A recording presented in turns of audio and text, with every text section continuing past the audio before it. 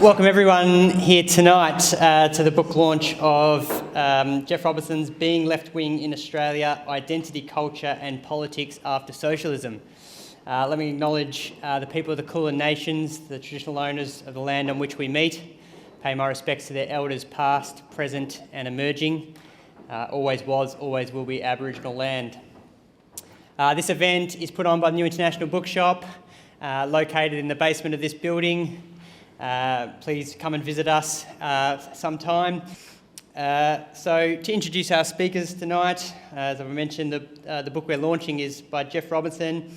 Geoff teaches politics at Deakin University and is a regular media commentator on Australian politics. And here to sort of formally launch the book is Stuart Macintyre, Emeritus Laureate Professor of History at Melbourne University, will be again known to, I think, all of you. Prolific Australian historian. I always recommend his concise history of Australia, which I actually have out on the table, but a great intro into Australian history.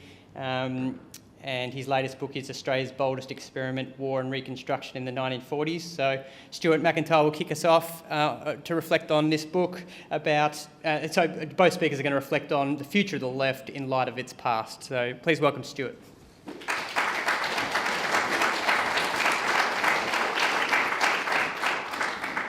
Thank you, Jonathan, and I join you in acknowledging the traditional owners.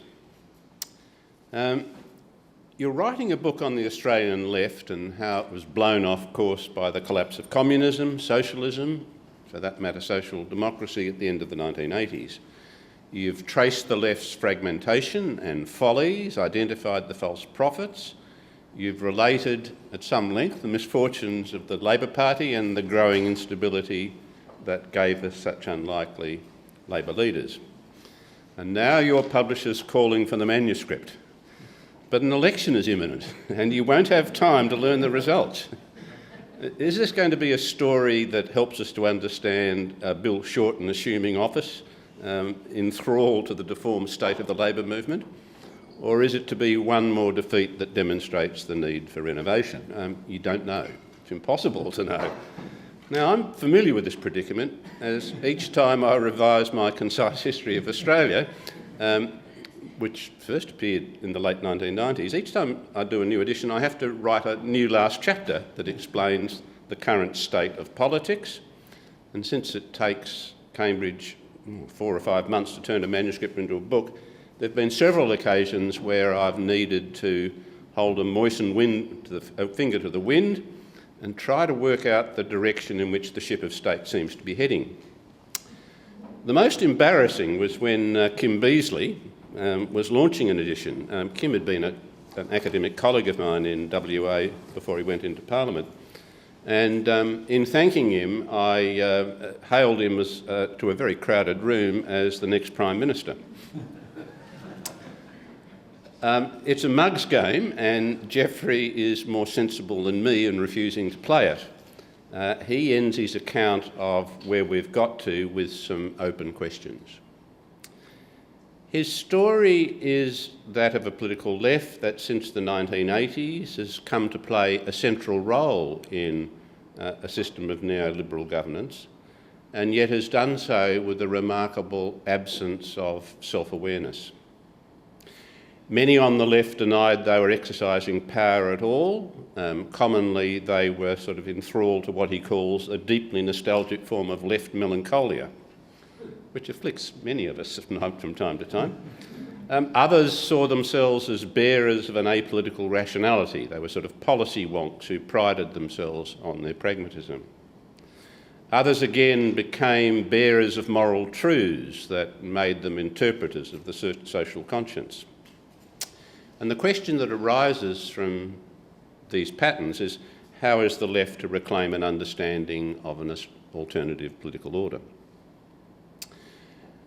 Like the Conservatives who inhabit the alternative world of Fox After Dark and The Australian, members of the progressive neoliberal left see themselves persistently as underdogs, beleaguered and anxious, mistrusting not just the state but the whole political order.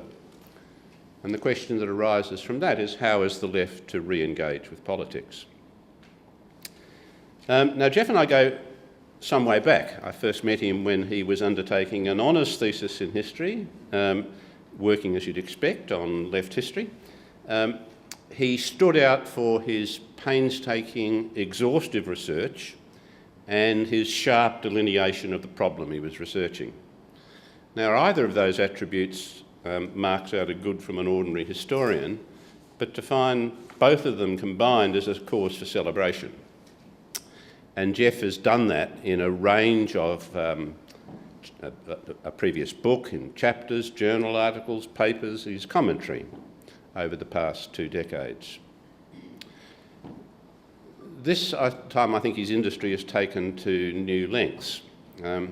It's apparent in the book's endnotes, more than 1,300 of them, that range across the international literature as well as an enormous body of Australian sources. They document his argument exhaustively, and they identify all manner of ghosts from the past, including me saying things I'd prefer not to remember.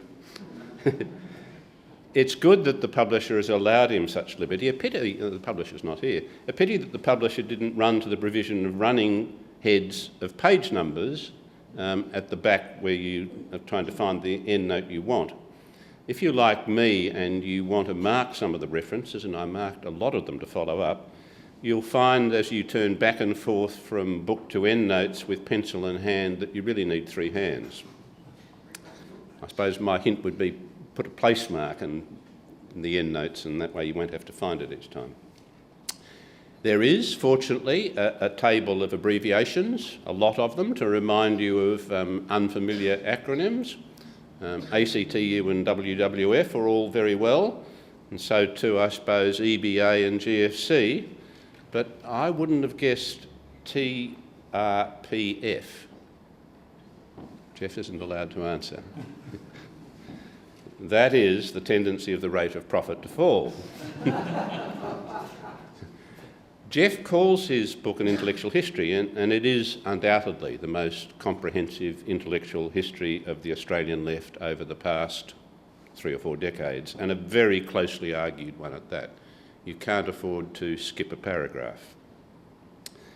He tells me he's a slow writer, but the result is an unusual clarity of exposition, livened with some telling observations and some memorable aphorisms. He reminds us, for instance, that Keith Windschuttle outraged the left but had very little impact on public policy. I was encouraged by that. And I particularly like, there are a number of them, but the one I particularly like was the comparison of the left in Victoria with the most restless of the People's Republic of the Soviet bloc. He says Victoria was the Hungary of the Australian left. This is a history of the left, but it's also a history of the right. What he calls the long 90s began with the fall of the Berlin Wall. Faith in public ownership collapsed, as did trade union membership. Marxism lost its hold on left intellectuals, was driven to the margins. Progressive neoliberalism, a key term in the book, he characterises progressive neoliberalism as economic rationalism and political correctness, perhaps provocatively. Or you might, I suppose, give a shorthand version and say Hawke, Summit and Keating's big picture. And his story is how that combination came to dominate the political left. John Howard's electoral victory, he suggests, and I think he's right, challenged the progressivism, though not the liberalism. The victory in 1996 was seen at the time almost as an aberration, the people would come to their senses. But then came Tampa and 9/11, and conservatism returned to the centre of Australian and global politics. Traumatised by Howard's political successes, the left remained committed to a progressive neoliberalism, and then suffered yet another setback in 2008, the global financial crisis, the spread of jihadist terror, the mass population flows that challenged the integrity of national boundaries. So today, Geoff suggests, the state of progressive neoliberalism resembles that of socialism back in the 1990s. Both seem political projects out of time, unhappy ghosts that are begging for release. Now, in relating that very schematic history I've given, Geoff traverses a wide array of left responses. His left takes in those fractious organisations that derive from Marxism, of which both of us were part. It includes the Labor Party and the unions, the latter, as he points out, transformed into clients of the former. And it takes in Labor factions, the Greens, other social movements and various public intellectuals. Public intellectuals come in for a bit of a serve. He sees the rise of the public intellectual as symptomatic of the breakdown of the left as an autonomous political movement. And he has some sharp things to say about other nostrums, postmodernism, the worldly university, the form of legal liberalism that turns to human rights as a substitute for politics, the cult of evidence-based policy, one of my favourites, the rise of identity politics, the romanticisation of the Indigenous past, and the current battle over the Indigenous future. He observes, for example, that Noel Pearson and Marcia Langton claim to challenge the progressivist orthodoxy, but in fact constitute a counter-establishment whose power is based on the support of government rather than Indigenous people. And there are many other provocations. This is a book that tells us of the new forms of left politics that emerged, explains why they did, and evaluates their validity very rigorously. Without saying so explicitly, I think Geoff is measuring them against the standards of an earlier form of socialism that sought social emancipation, and he finds most of them wanting. He's too good a historian to suggest we can reinstate that older socialism, which of course was always contested. But if there was one more thing I wanted from the book, it was a sketch of how the left might now make good its failures. A long time ago, when I was a postgraduate student, I wrote a thesis on John Stretchy. John Stretchy was perhaps the most fertile and persuasive English language populariser of the left in the 1930s. And he wrote a number of very widely read books. The Coming Struggle for Power is a particular example. His books explore the crisis of capitalism. They trace its economic, social and cultural manifestations, often in quite abstruse fashions, and they show how every attempt to revive capitalism turned out to be a cul-de-sac. So that in every one of the books, the last chapters culminate in a sort of affirmation of the inescapable necessity of socialism, a socialism that was heavily influenced by the example of the socialist sects of the world. If that outcome is no longer available, or indeed desirable, then what is? Geoff doesn't tell us, perhaps he will now, and perhaps modesty forbids him from doing so in the book, although he's better placed than almost anyone else to do so.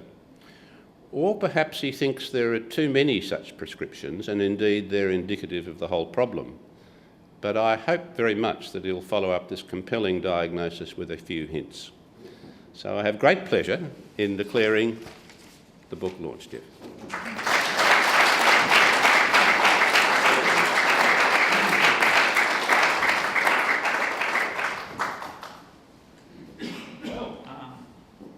Thank you very much, Stuart, for those extremely kind words. I think you've sort of summarised many of the themes of the book better than I would have been able to do so myself, but that's the benefit of outside observation. So I'm just going to talk for a few minutes, I suppose, about the book and how I came to write it, and I will make some observations about the present political environment, because I think irresistibly, of course, you're always pulled towards that kind of statement there.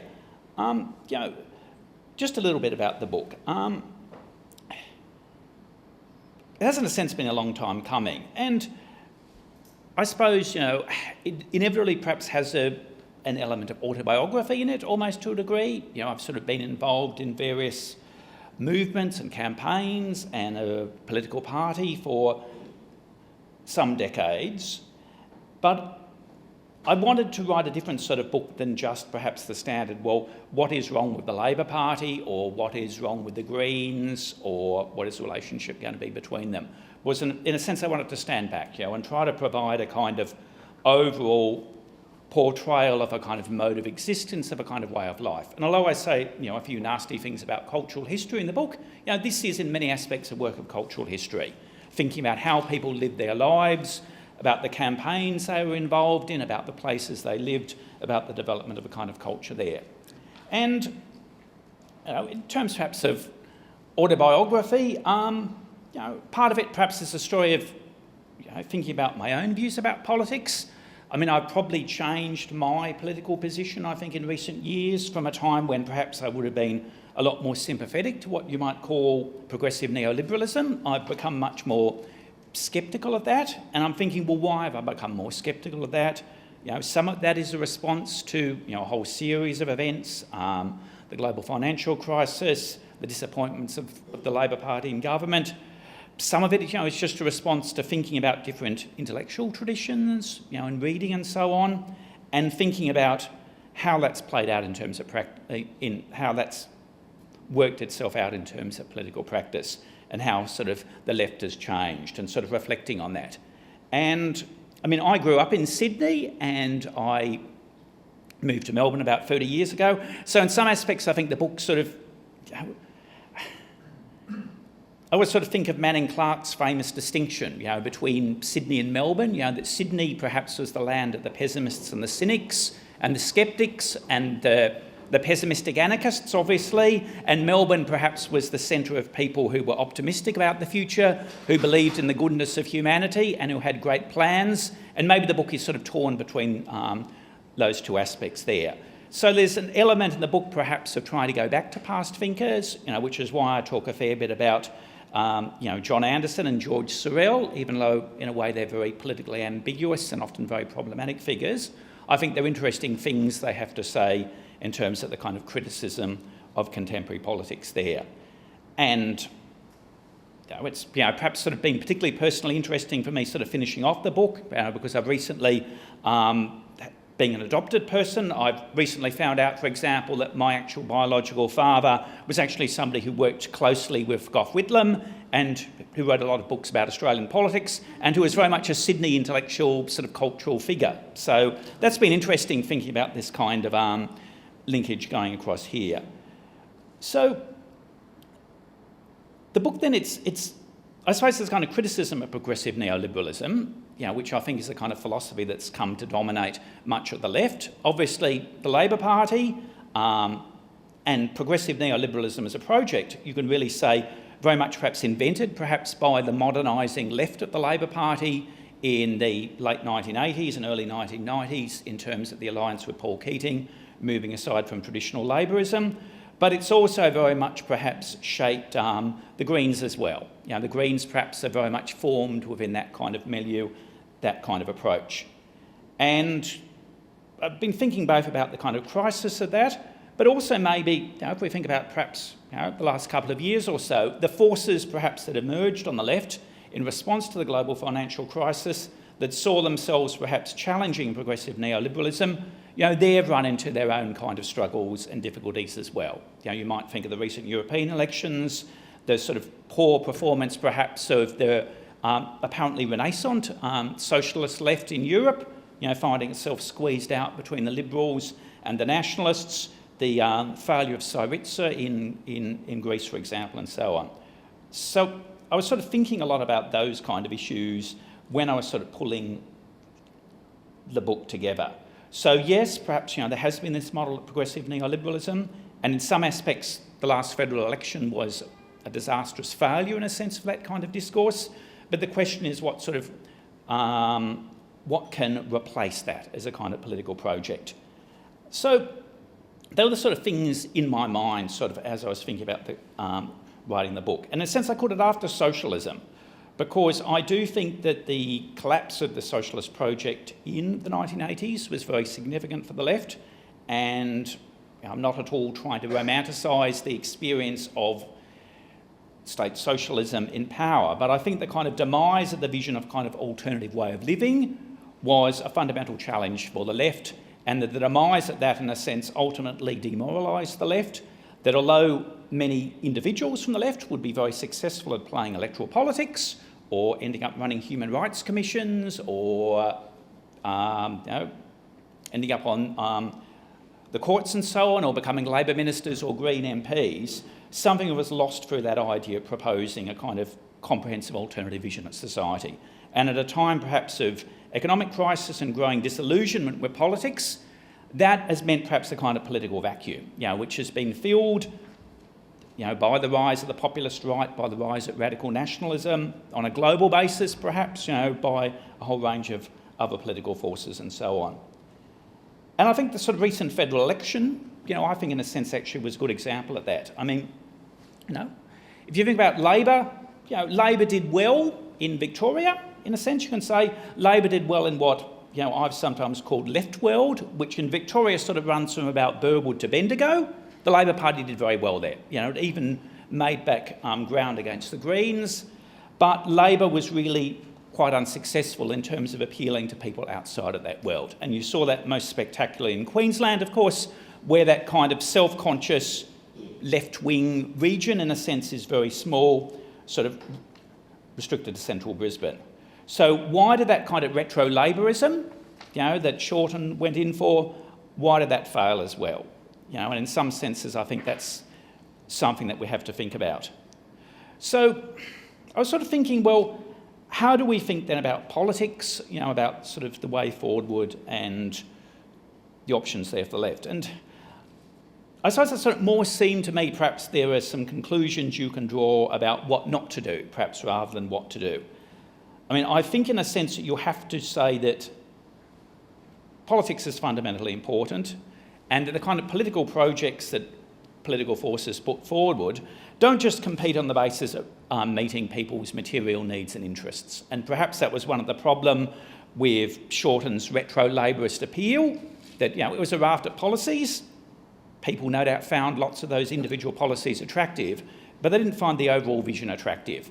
And if you're trying to defeat the parties at the status quo, you need to articulate a kind of alternative vision of how people live their lives, of what Australia could be. And that could actually be very mild or mundane, but Gough Whitlam had that. In his early days, actually, Tony Blair in Britain had that as well.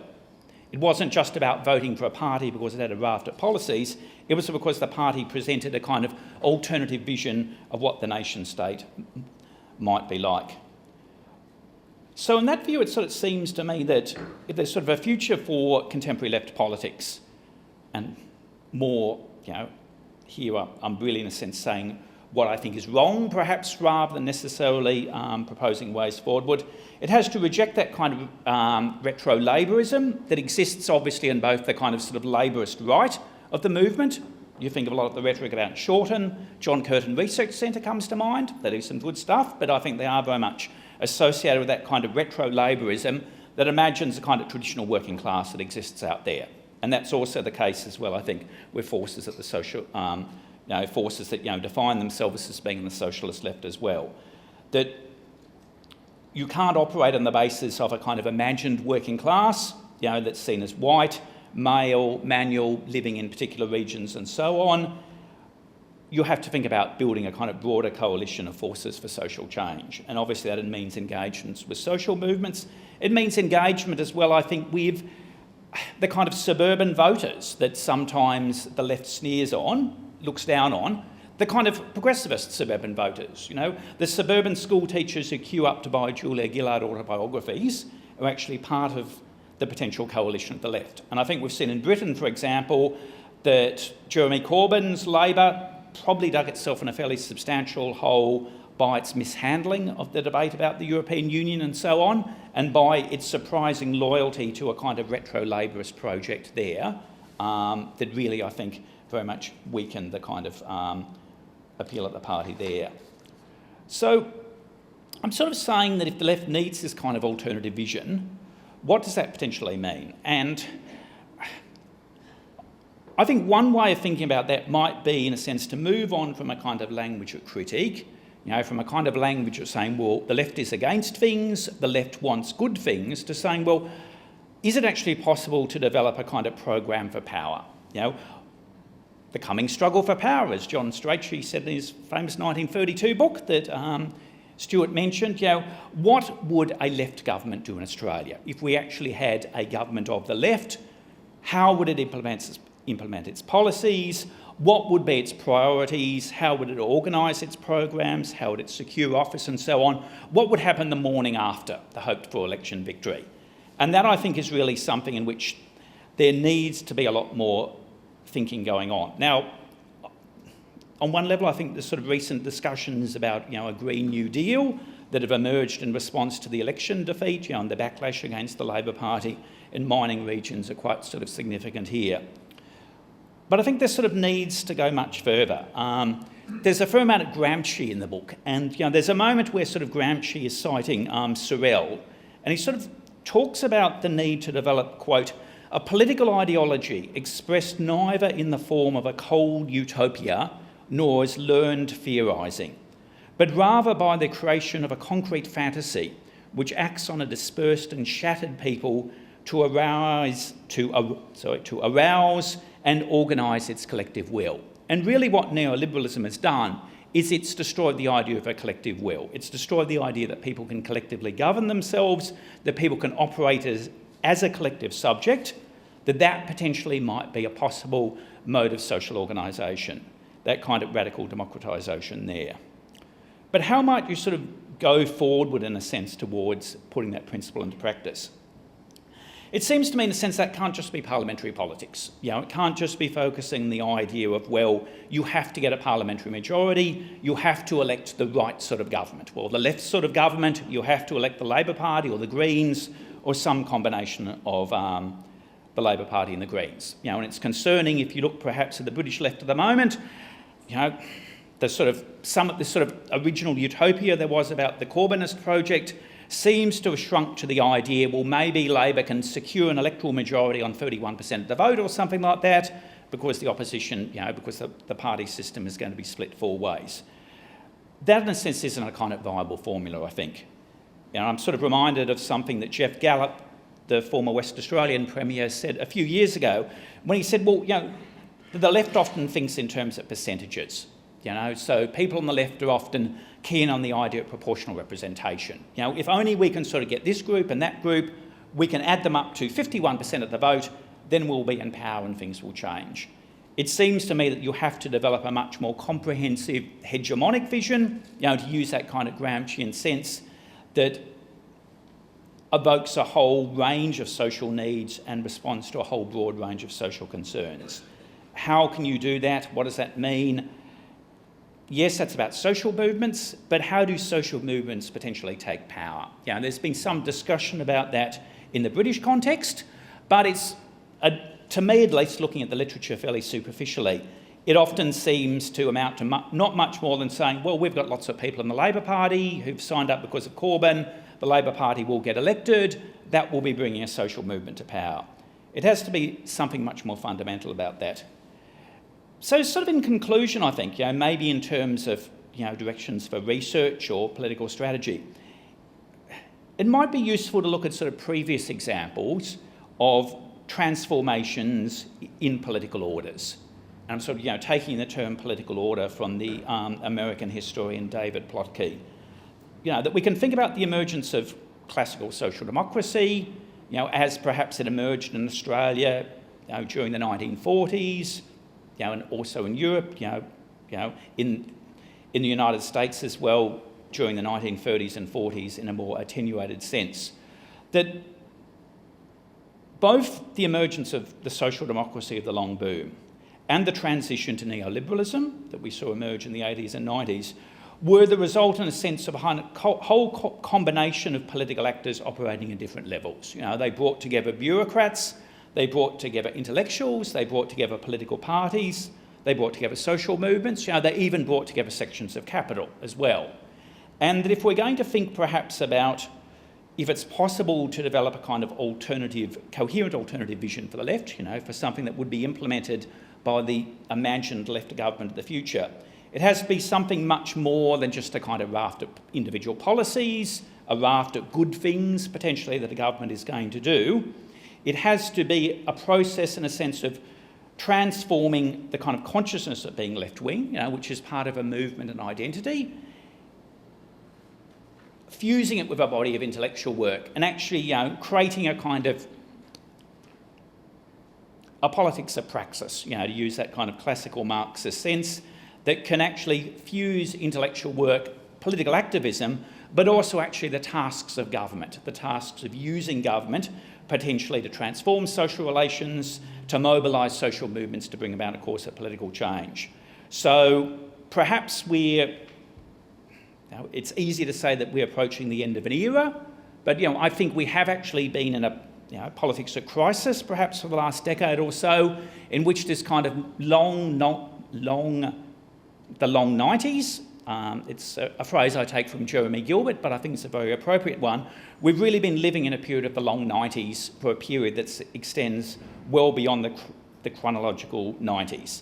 The question is it possible to move on from that, and actually develop a kind of coherent vision of an alternative future and mobilise popular support on that basis? So they're just some sort of questions, I suppose, that came to my mind as I wrote the book, particularly as I was finishing it. Obviously, because I'd actually finished the book, as Stuart points out, before the election came along, so there was a lot more thinking going along there on that basis. So thank you very much for being here, and I'm delighted by the attendance. Thank you.